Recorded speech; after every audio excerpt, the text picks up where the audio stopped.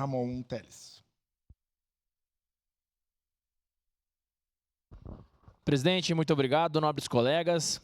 Eu fico muito feliz em ver aqui diversos partidos e que todos estão convergindo para o mesmo objetivo, que é a aprovação dessa frente parlamentar e que as nossas palavras aqui proferidas se tornem em ação.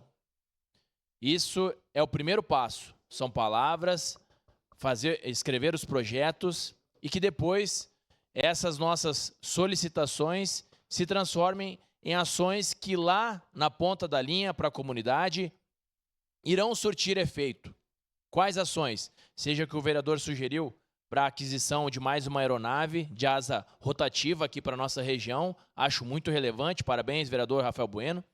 Aqui, o aumento de efetivo que foi proferido pelos vereadores aqui, o vereador Bortola ele confirmou também.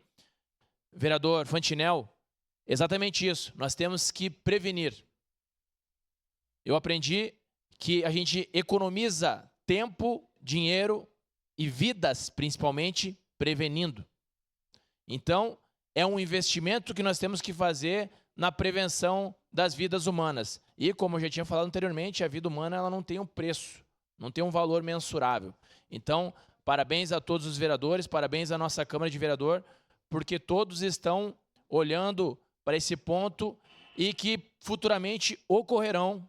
Né? Não quero trazer aqui notícias ruins, mas a gente vê o que está acontecendo. Isso não foi um fato isolado, isso vai voltar a acontecer, repito, vai voltar a acontecer. Então nós, como poder legislativo que somos, devemos cobrar e nos colocarmos também como solução para o governo municipal, estadual e federal.